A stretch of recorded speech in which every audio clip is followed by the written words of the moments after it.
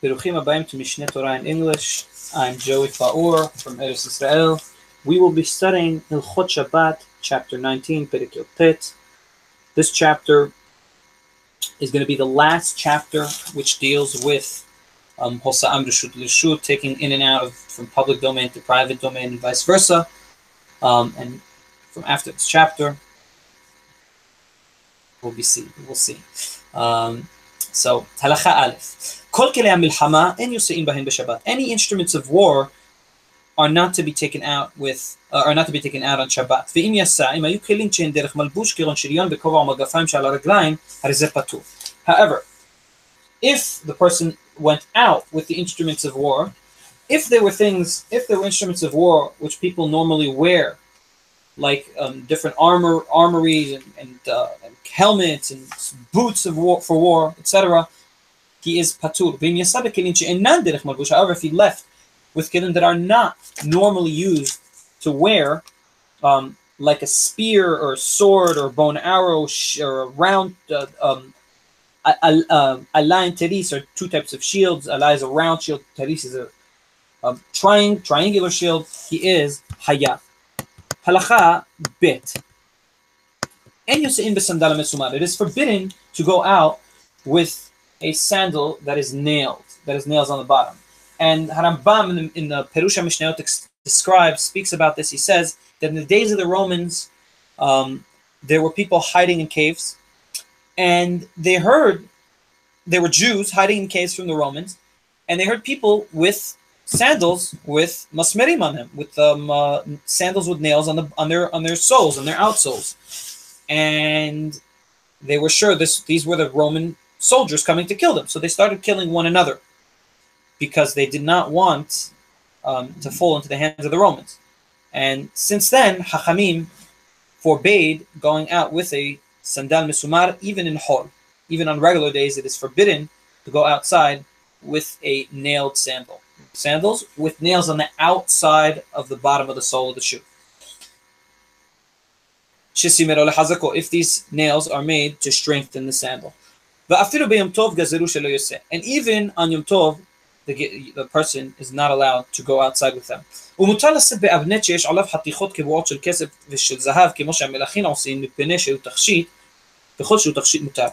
it is mutar to go out with a sash that has different types of emblems of gold, silver, etc., because this is for jewelry purposes, and any types of jewels are mutarin.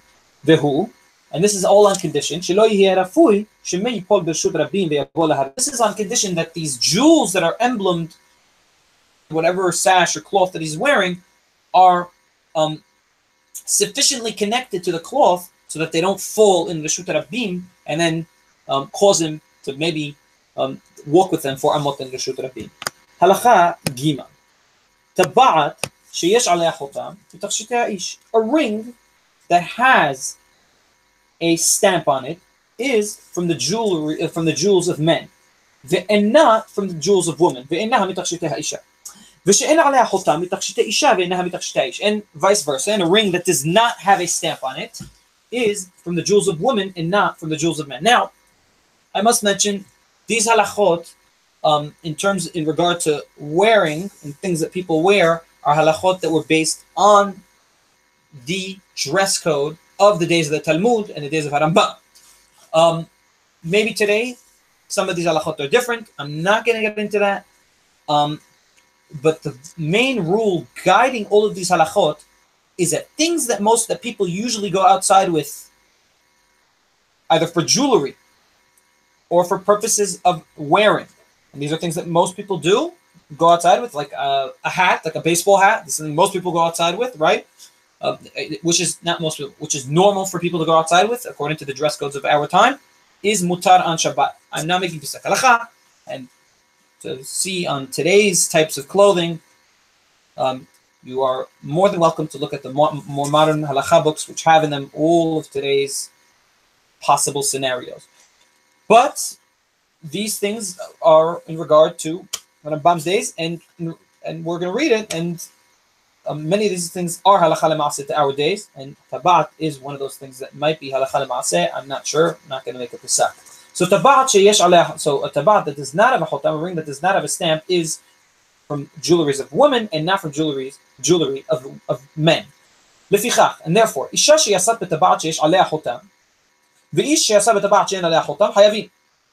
Therefore, a woman that went out with a tabat, with a ring that does have a stamp, and a man that went out with a ring that does not have a stamp, are hayavim, because these are not jewelry that it is customary for these people, for men and women to go out with. Why are they hayavim? They took it out not like most people take things out. We said that in order to be hayav, in order to be liable for taking out from one domain to another, you must take it out kederech hamosi'in, like most people take out. Like the people take out. So when you take out a ring, if it's a man taking out a woman's ring, this is not the normal way to take it out. I mean, that's what intuition would say. Because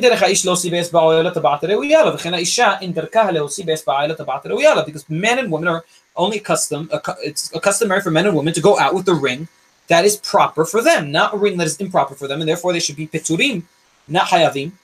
And Harabam explains, because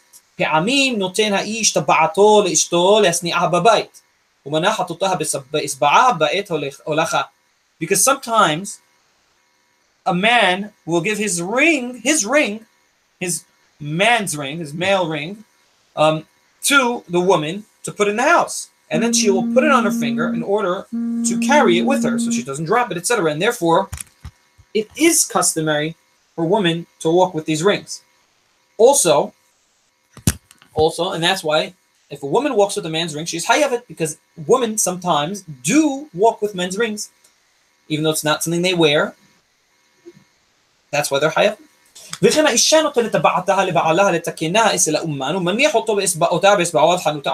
And sometimes when a woman will give a ring to the man to take to the jeweler to fix, he will put it on his finger until he reaches the jeweler. And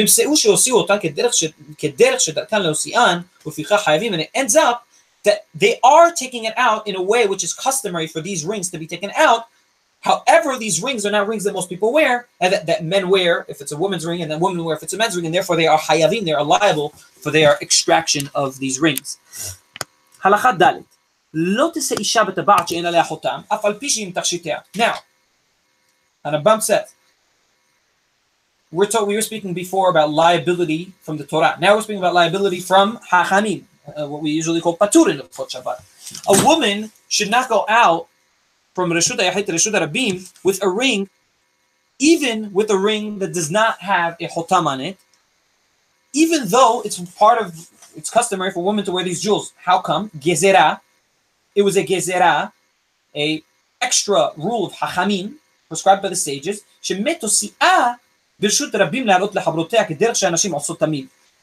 We are scared that perhaps the woman will take out the ring while she's in the Reshut HaRabim, take off her ring to show it to her friends, to show how beautiful the ring is, and then she might walk with it for Amot and Reshut HaRabim, and thus be liable from the Torah for her action. Therefore, it is asur, it is not permitted for a woman even to go out with a ring that is customary for women to wear.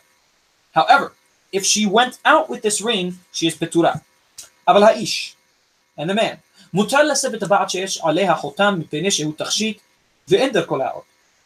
Now, men are allowed to go out with taba'ot that have with the rings that are customary for men, because most men do not take off the rings to show to their fellow mates. However, the minhag that Rambam is saying is to not go out with rings at all. And I will explain this minhag because it is a little unclear what he means v'nahagu.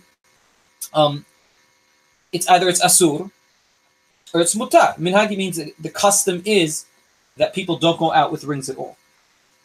That men don't go with rings at all.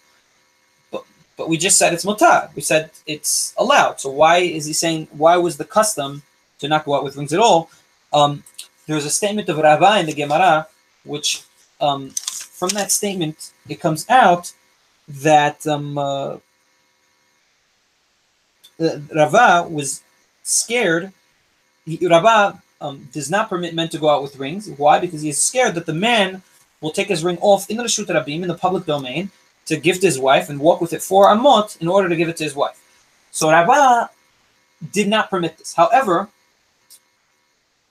the halakha of the Talmud was, meaning the last decision in the Talmud, was seemingly that men may walk with the rings in the Reshut Rabim. However, in the days of the Geonim, people, nevertheless, the minhag was, the custom spread, and this is a custom that is based, that has its basis, it has roots, the custom spread that men, that people would, so to speak, go by Ravaz Isur, by what Ravaz prohibition, even though this wasn't the official, this wasn't what we call Ikar Adin, this wasn't the official law. They would go a little extra just to be, so to speak, careful because of Ravaz's statement. Now, we don't do this every time, every statement, every humrah that it says in the Talmud. However, this was one that spread as a custom, and the Geonim speak about this. And anybody that wants to look in depth can look in Masechet Shabbat. And I don't even need to give sources, as the sources are so easy to find using the Nus'e Kelim of Harambam. Halakha he. Isha sheyasat b'mahat nekuva hayevet v'ha'ish patur.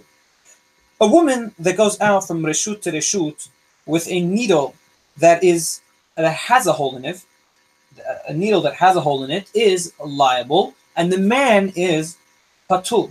The ish sheyasat b'mahat she'ena nekuva hayav v'ha'isha petura.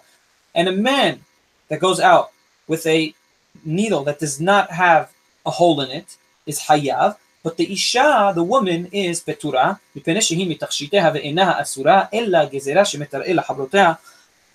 woman is petura to go out with this needle because it is from her types of jewelry, the type of jewelry women wear, and she is not disallowed from going out with this only. She's disallowed for going out with this only because of a gezerah, that she might show it to her friends. Therefore, Hachamim forbade her from going out with this. And also the males were peturim for taking out a mahat nikuva, because this was a mahat that the tailors would walk with, and this was something males used to go out with as some type of something that was connected to their clothing. It wasn't exactly a form of clothing, but it was, so to speak, they would have it in their clothing. Nevertheless, the male is patur. They all are prohibited from taking it out, whether from derabanan or from deoraita. And this is hakela. כל היעשה בדבר שאינו מתכשיטו ואינו דרך מלבוש ועושיו כדרך שמושיאין אותו דבר חייב. Anybody, and he's giving us the guiding rule for all these chapters. Anybody who goes out with something that is not from his jewels and is not from his clothing, or the clothing that are customary in his time, and he took it out, like most people take out that object, he is liable for doing that. However, somebody goes out with something that is from his jewels, but it was connected to him in a flimsy manner. For instance, for example, a ring that is large on somebody, which could fall off easily. Well, we said rings are not allowed anyway. Earrings, or some sort of emblems on the clothing that may fall off very easily. And there's a chance that if it falls, the person will pick it up and walk with it for amot in Reshut Rabim, which is asur. And also jewels that usually most women take off and show off to their friends. All of these mentioned are peturin, so they are asurin midirabanan. And any jewel that does not fall, that is not on any flimsy way, like earrings for a woman, etc., and emblems that are properly tied onto the clothing, that are in a firm manner connected to the clothing, are mutar to go out with them on Shabbat. Therefore, a bracelet that the people put, the females put on their arms or their legs, the woman may go out with them on Shabbat, because it's a jewel, and it's a jewel that they don't usually take off to show to their friends. Therefore, it is mutar, and this is in condition that it is not on in a flimsy way in which it can fall off. Anything of this type. And this rule is a very important rule, which is simply a guideline rule for this whole chapter. Halakha Vav. לא תשא אישה בחוטי סמר, או בחוטי פשתן, או ברצועות הקשורים לה על ראשה. A woman may not go out with strings with wool strings or linen strings, or with the whatever leather band she uses to put on her hair. Why? Because these strings or bands that she puts in her hair are hosesin for tevilah. The woman has to take them off if she wants to do a ritual tevilah, a ritual bath, and therefore there's a chance that she might take them off and carry them with her in the Reshut Rabim, and therefore she's not allowed to go out with them at all. And also she's not allowed to go out with a forehead decoration that she puts usually on her forehead. Why? Because this is something that may fall off, or she may take it off to show to her friends. And also now they would have some sort of forehead decoration, not a headband, but some sort of band that would go on her forehead, and coming out of it would be, so to speak, golden plates of sorts. This was like custom jewelry of the time. She wouldn't be able to go out with this when they wouldn't be tied one onto another well and strong, because they could come off. But if they're tied strong, if they're sewed one to another, then there's a chance, then she will not take them off, and they're firmly on her face.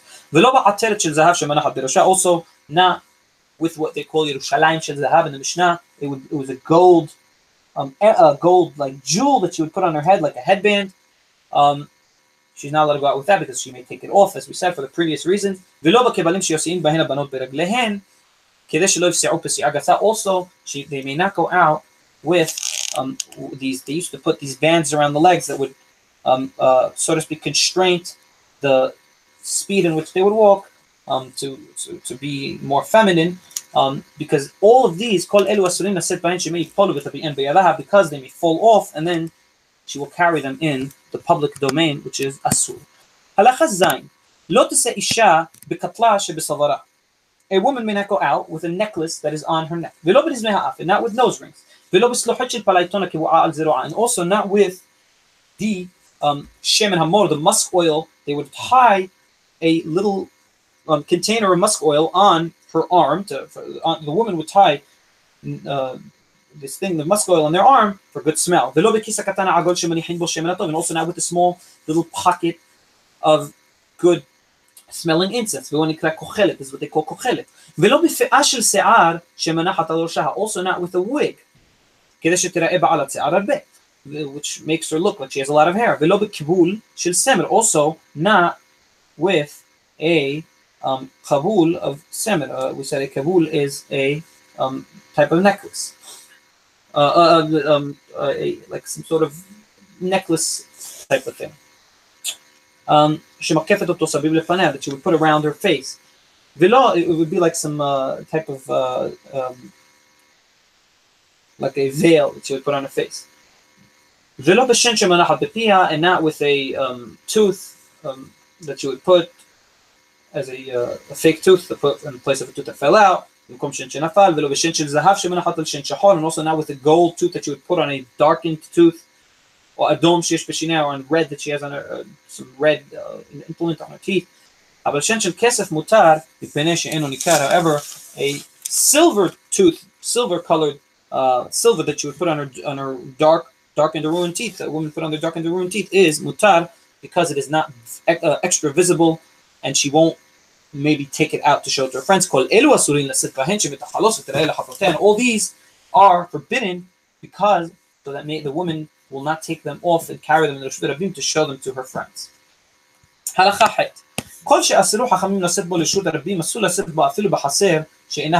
Anything that we said, the people are not allowed to exit with them from private to public domain, they are also not allowed to exit with them into a haser that is not me'orevet, into a yard that does not have eruv. And we will speak more, and we spoke about hilchot eruvin. It has to be what's called an eruv to allow, which is a halachic, the halachic condition allowing people to take out to a joint terrace or yard.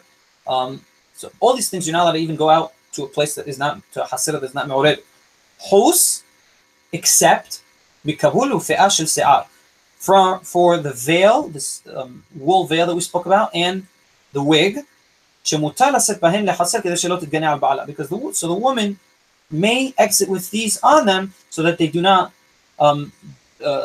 become of disgust or detestment in the eyes of their husband. And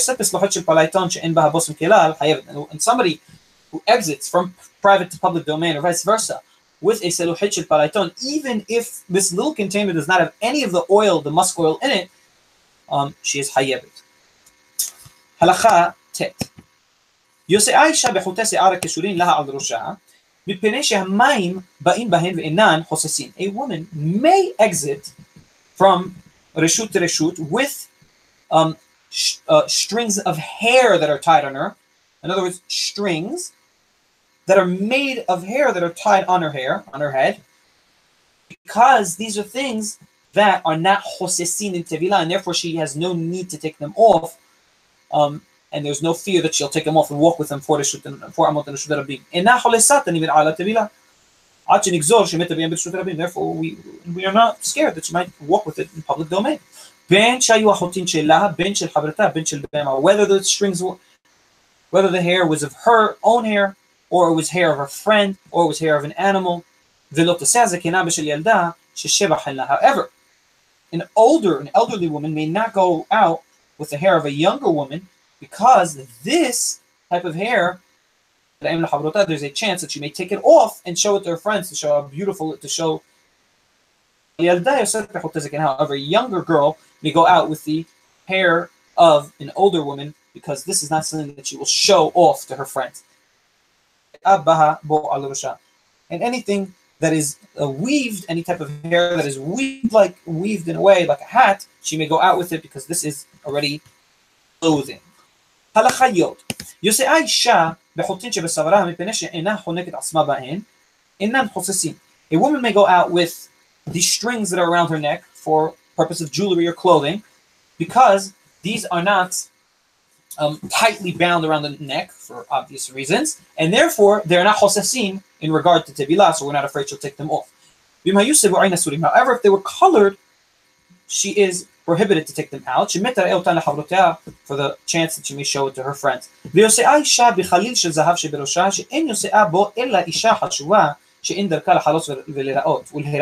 And a woman may go out with a jewel of gold that is on her head, because only important women go out with this, and therefore a woman that is going out with this will not show it to her friends, because it's not of her stature. A woman of her stature would not show this. The way the world was, that women of a high stature would not take off jewelry to show to their friends.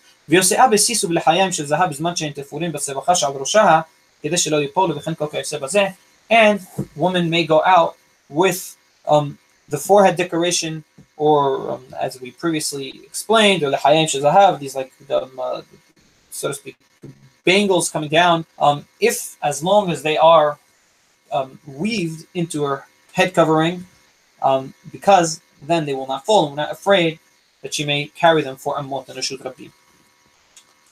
Halacha Yod Aleph. Yosea isha b'moch shebe'oznaha. A woman may go out with a cotton ball, or moch is any type of cotton ball or something like that, which is in her ear. For medicinal purposes, as long as it is tied to her ear. Also, with this cotton ball that is in her sandal, to for whatever purpose it may be, it would usually be to make it more comfortable, or to make the sandal fit better, as long as it's tied to the sandal. Also a cotton ball that she put for her nida, even if it is not tied, even if it has some sort of handle to take in and out, because if it falls, this is not something most people will carry because of its disgust, because of detestment, because it's something most people, once it falls, that's it. Nobody will pick it up. Halacha Yod Bet. Also, a woman may go out with a spicy pepper or salt, or anything that you would put in her mouth for breath control. However, this is not something that she is allowed to put in on Shabbat from the get-go. She must put this before Shabbat.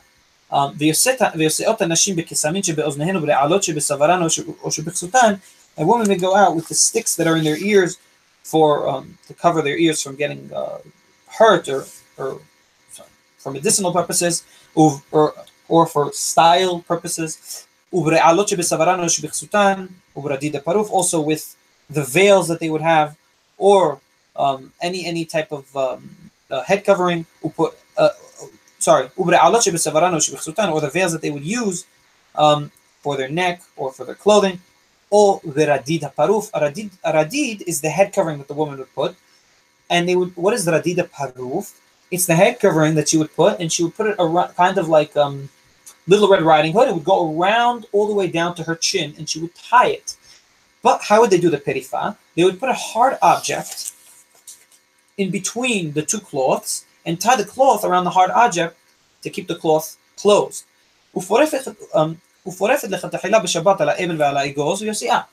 And she may do this perifa on a hard object that is a little stone or little nut and go out. However, it is not proper for the woman to do this in order that she'll have a nut to give to her small child. And also, it is not permitted for her to do this perifa on a coin, because the coin is something that she may not hold. It is asur, there's isur tiltul, it is muqseh. However, if she already did the perifa for it, she may go out with it.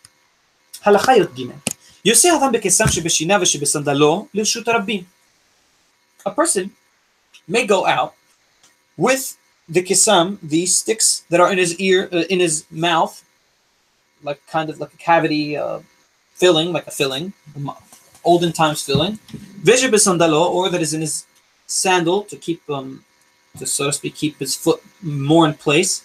He's allowed to go to public domain with this, on the condition that if it falls out, he does not put it back. Also with the cotton or the sponge that is on a cut, as long as he doesn't tie it with the string, because the strings are of value to him. Therefore, he's going out with something that's of value, but they are not directly needed to cover the makat, to cover the bruise, and therefore it is like he's mosiotam l'rshut.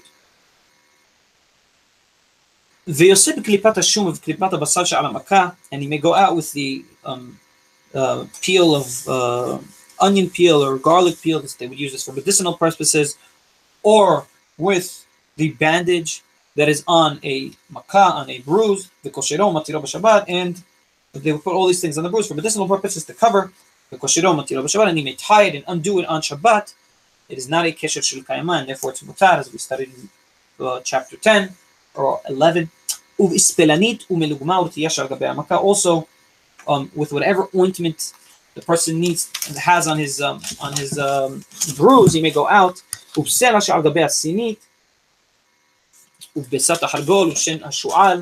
These three things are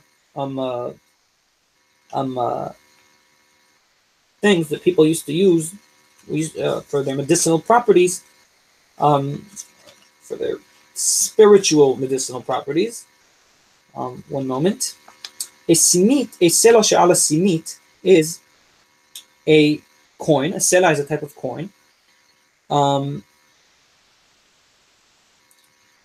And they used to believe in those days that this coin helps cure different bruises and cuts. May or may not be a placebo effect, etc. That is not for this forum. Also, they would use an egg of a grasshopper, or the tooth of a fox, or the crucifix nail. They used to think all these things have medicinal properties in them, and therefore they would be allowed, as long as it is something that in the current times is considered to have medicinal properties, you are allowed to go out with it for the medicinal purpose, as long as it is part of your clothing, or part of your, tied to you very well as clothing. And anything that the doctors say is, in fact, medically helpful, and that you put on for medical purposes. Halacha Yodal. Yose'aha isha be'eben tekuma. Eben tekuma is another type of talisman, medicinal talisman or amulet that the woman would put on, and it would, so to speak, stop the woman from losing her pregnancy. If a woman was pregnant, then she would not lose her child, has v'shalom, or it would prevent things of the such. Or something like that amulet that they would put on, which also was considered to have the same medicinal property of that type of amulet. And not a pregnant woman alone. All women may do it, because there's a chance that if she gets impregnated and then she might lose her child because she doesn't have it. Again, this is because this was considered medically proven to work in those days. And a person may go out with a kamea that's of a mumhe, in other words, a amulet or a talisman that is mumhe. Now we will see what it means, kamea mumhe. ואיזה הוא מומחה? זה שריפה שלושה בני אדם, או שעשהו אדם שריפה שלושה בני אדם בקמעים אחרים. A kamea mumche is a kamea that medically impacted positively, obviously, 3 people, or made by a person that cured 3 people with his amulet. However, if somebody went out with a kamea that is not of a mumhe, he is patur because he went out with it derech malbush. Also, somebody who goes out with tefillin is patur. It may seem mistakenly possible to compare the tefillin with kameot. These are not 2 things that are the same. Tefillin is tefillin, a kamea is a kamea, but they are both derech malbush, and therefore they are patur. About the kamea, I will read what Harambam writes in the Moreh Nevuchim about these kameot that are mu'alim, not mu'alim, what Harambam's opinion is on them, to add to this to these halachot. Many people discuss what is Harambam's opinion on kameot, etc. So it says, "Be'otam hazemanim hashevu bahem sheochicham hanisayon v'lachen na'asu mishum refuah." Harambam says in the Moreh Nevuchim, obviously I would not teach Moreh Nevuchim if this was one of the chapters that are not to be taught in public. In those days, Rambam says, people used to think that the usage of these seemed that it worked, and therefore they used them for medicinal purposes. That anything that was medically proven, even if logically it wouldn't seem that these things have any intrinsic curing properties, mutar la'asoto. It is mutar, it is permitted to use them. And this is considered that it was used for medicinal purposes. Rambam says to be careful with this. And we'll continue, we'll stop with this. We'll not get more deep into the subject. Halacha tetvav. Somebody who has a bruise in his leg. And he cannot, because of his bruise, he cannot go out with 2 of his shoes, 2 of his sandals. He may go out with 1 sandal on his healthy foot, even though however, if he does not have a bruise on his foot, he may not go out with the 1 sandal. And this is for the very reason that if a person goes out just like that with 1 sandal, it is not derech hosa'ah bekach, it's not derech malbush bekach, and most people do not walk around with 1 sandal, and therefore it is not permitted. Because the bruise, people see that he has a bruise, and therefore they understand it is derech hosa'ah in that manner. And then child may not go out with shoes of older people because it's not something customary, but he may go out with the robe of an older person, of a bigger person. And a woman may not go out with a min'al rafui, with a not tight shoe, and not with a new shoe that she has not gone out with it previously. In other words, a never worn shoe. And a person that is missing a leg may not go out with his what we call hakab shel kite'ain, which is a fake leg, a wooden leg. Ankatemin shel ais in yosein bahen b'Shabbat. Ankatemin are the masks. They would have masks made out of wood, so to speak, for whatever reason people wear masks. You're not allowed to go out with them on Shabbat because these are not things that are customary to wear. However, if people please mentioned, they are peturim. Halachat et zayin. Yosin befikariyon upsifa sheberashe ba'alei hatatin. A person may go out with a fikariyon, a piece of wool, or with the sipa, a wool, another type of cover that is on top of the open cuts. In the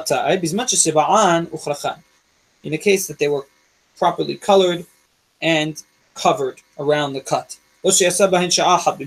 Or if he went out with them already during the daytime, so they were in usage. However, if he did not do some sort of form of usage with these things, he may not go out with them on Shabbat. A person may go out with a thick sack, a person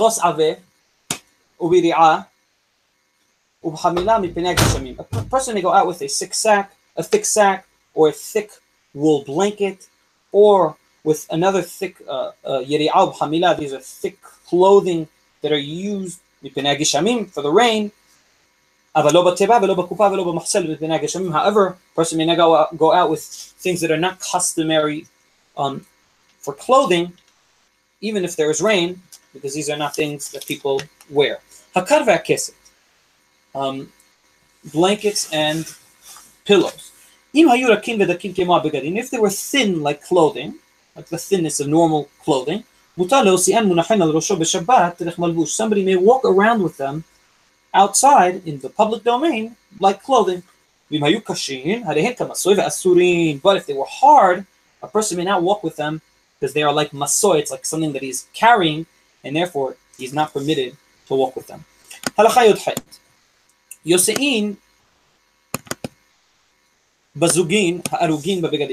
People may exit with bells that are weaved into their clothing.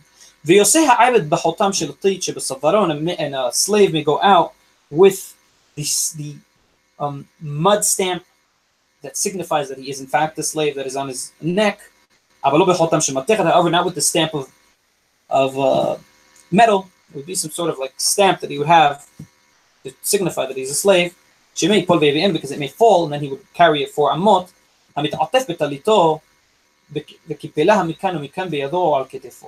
אם נתכוון לקבס כנפיו כדי שלא יקרעו, שלא יתלכלכו, אסור. ואם קיבסן להתנאות בהן, כמנהג אנשי המקום במלבושן מותר. So somebody who has a talet on, and he folds it and holds it. I don't know if whoever is listening, the Yemenites still today go around in this manner.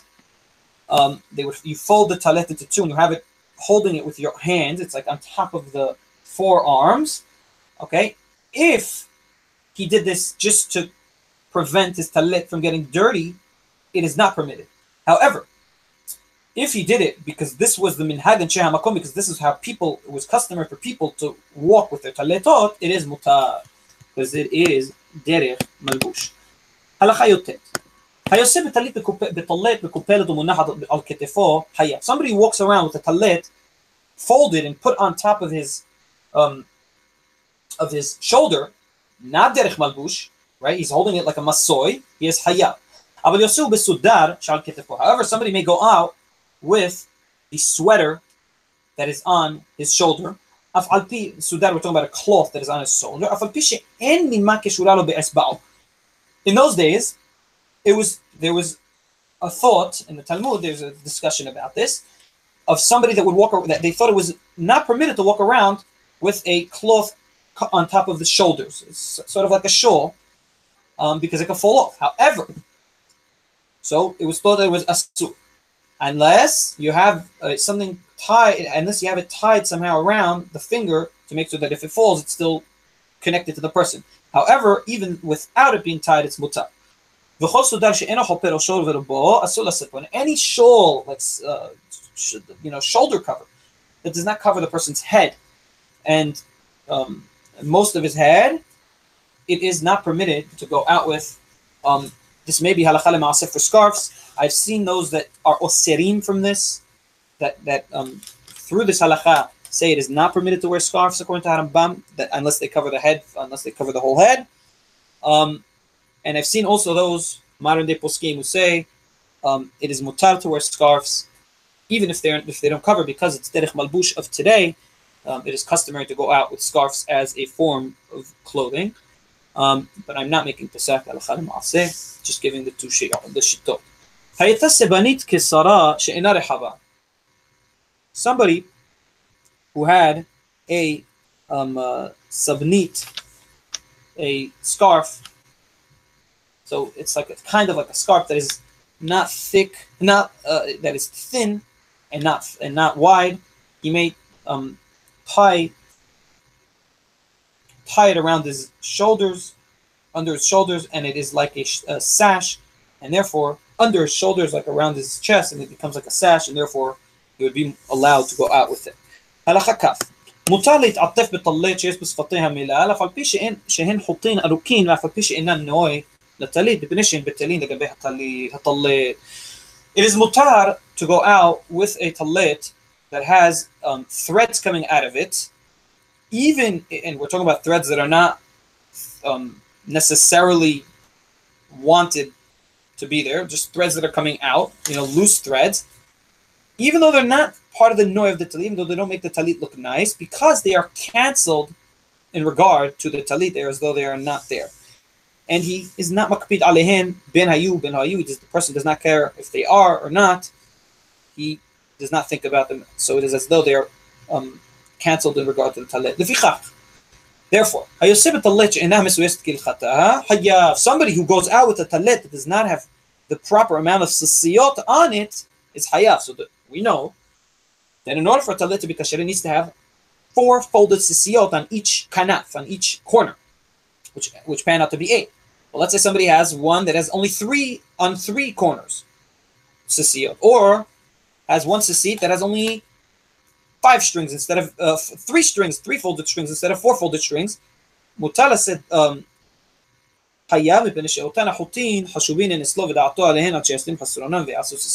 person is not allowed to go out with it like that, because these strings for him are mean something, and he's in his mind, he's thinking, he knows that he has to put more strings on this talit. Therefore, it is not that they are canceled in regard to the talit, but rather they are there as something that he actively thinks about and knows that he has to add the sasiyot in order to make them kasher, in order to make the talit kasher.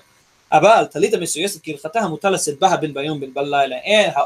a talit that has the proper amount of sasiyot and is done the correct kosher way, kasher way, people may go out with it from public to private domain, or vice versa, day or night, even though night is not the time of sasit, of hayub sasit. Nevertheless, it is mutar, because the sasiyot are betelin legabe talit, or they are part of the talit as derech malbush. שאין הססית גמורה מסוי, אלא הרי היא מנוי הבגד ומתכסיסיו כמו האמירה וכיוצא בו, because the sasit is like a noy, it's like a decoration for the talit. ואילו היו חוטי הססית שהיא מסויסת כהלכתה המסוי, היה חייב היוסה בה אפילו ביום השבת, שאין מצוות עשה שאין בה הכרת דוחית שבת. And if the sisiyot were considered masoy, were considered as though it's something that the person is carrying, even during the day, it would be not permitted to go out with the sisiyot. Halakha kaf aleph.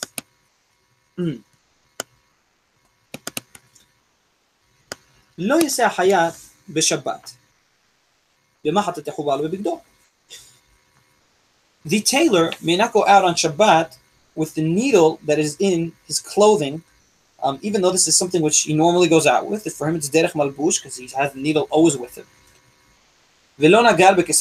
Also, a carpenter may not go out with the exemplary piece of wood that is above his ear. And not a weaver with the threads that are around his ear. Also, a comber of wood may not go out with the combed wood that is around his neck. All this is to show that all these things are that these people are wearing, that these professionals are wearing, is to show that they are of that profession, so that people come to them for their professional work. No, and not a money changer, an exchanger of money with the coin that is on his ear, and not a painter, no, not a painter with the example of painted cloths on his ear. However, all these people that are professionals in what they do, when they go out with these things, it's like a derech malbush for them, so they're peturim if they do it. Even though they went out derech umanuto, because even though really they are asurim for what they're doing is not mutar, but they don't take it out like most people take out these things. Most people do not walk around with a needle that's stuck in their clothing in the way that the tailors do, etc. So therefore, they are peturim. Halakha, because we go by what most of the world goes. Halakha kaf bet. Hazav sheyasa bakis shelo haya.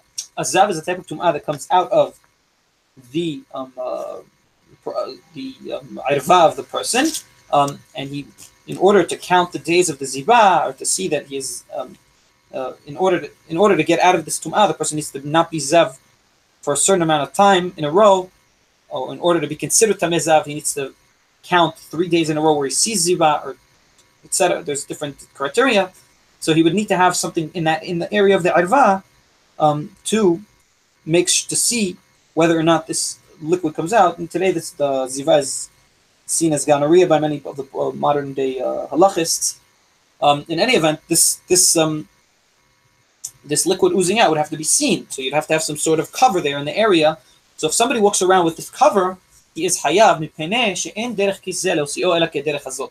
Because on one hand, this pocket that you would put on there in the area to see the ziva is only taken out in that way. So you're taking it out kederech hamosi'in. So the condition of hosa'ah kederech hosa'ah is met.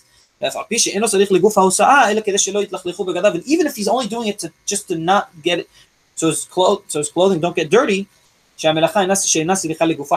we said if you're doing a melacha, even if you don't need the classical usage of what that melacha, the classical thing that melacha usually produces, you're still hayah for the melacha. Halacha kaf gimel. Somebody who finds tefillin on Shabbat in the public domain, what should he do in order to take these tefillin out of the public domain from harm's way?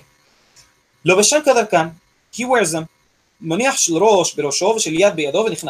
wears first the tefillin shel rosh on his head, then the tefillin shel yad on his yad. You notice the order here is not put opposite arbitrarily. It's put here on purpose like that. And he gets in to the private domain and takes them off where he needs to put them. And the person may do this with all the tefillin that he finds in the public domain, in the Reshut Rabim. And if there were many tefillin, many pairs of tefillin, and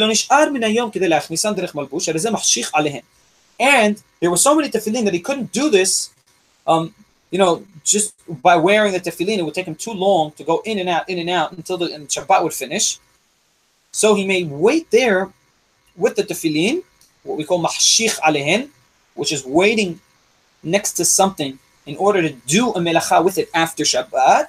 And after Shabbat, he may carry these tefillin, all the pairs of tefillin, after Shabbat, and there was no problem. However, if he was in the days of the Shemad, in other words, in days of danger, which you would not want to be caught outside with tefillin, because you may be killed for doing so. You're scared of the goyim, they may harm you if they catch you with tefillin or protecting tefillin. They'll find out that you're Jewish, so you may just cover them and walk away, and that is enough. Because as we said, pikuach nefesh doha et kol haTorah kulla, except avodah zarah shevchut damim gilui arayot. Halacha kaf dalet. Haya mityareh le'achshich alehen mipnei halistin. The person was scared to wait with those tefillin until the evening because of the bandits. You get stuck in a certain place at night. There may be bandits, and it's dangerous. There's pirates, and you don't want to be caught there out in the dark.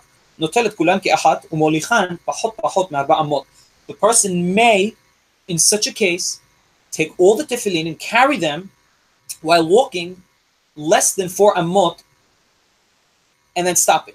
Less than 4 amot and then stopping. So you walk with the tefillin, and before you reach your 4 amot, you stop. And then again, you walk and stop until you reach your mahoz hefetz, until the person reaches where he needs to be. Or, as we've mentioned in some previous chapter, I think it was chapter 16 or 17, I may be off on the chapter, you may give it to your friend that is in your 4 amot, circumference, and then he may give it to his friend, etc., until you reach where the tefillin need to be, until you reach the outer yard of the private domain, and then you leave it there. And of course, you may not take it from domain to domain, from reshut to reshut, but you leave it as close as you can to your house or to wherever the safe place for this tefillin is. In what case are we talking? Are these words? What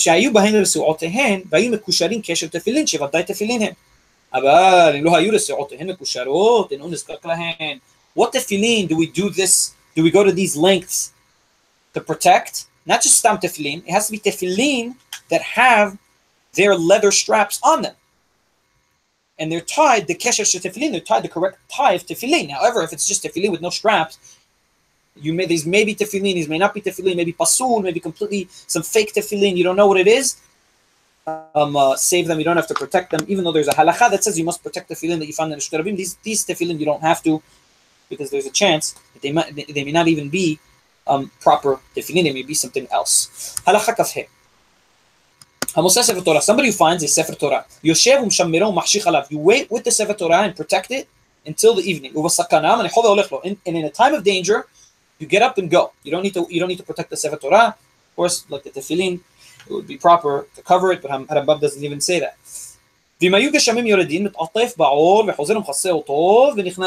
However, if there was rain and the book may get destroyed, you may cover yourself in the or,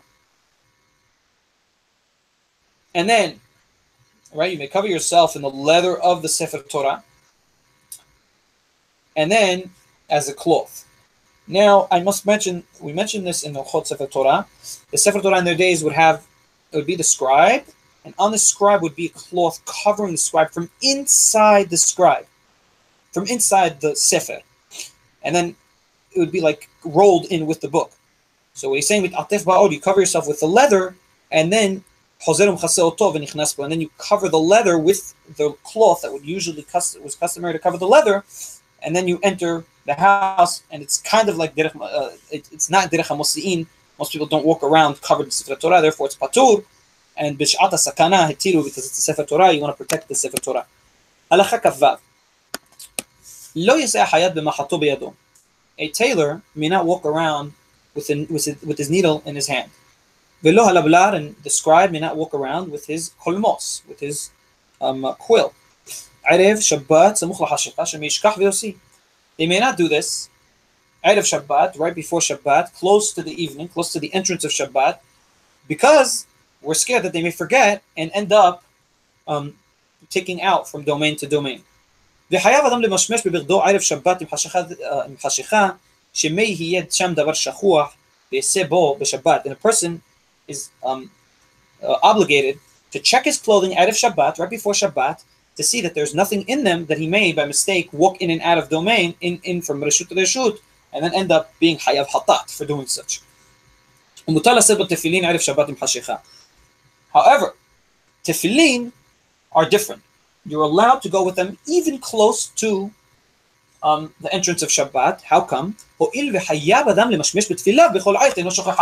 a hayuv. The person is, as well as he's obligated to wear the tefillin, he's also obligated to make sure that when the tefillin are on his head, he's always feeling them and making sure they're on him.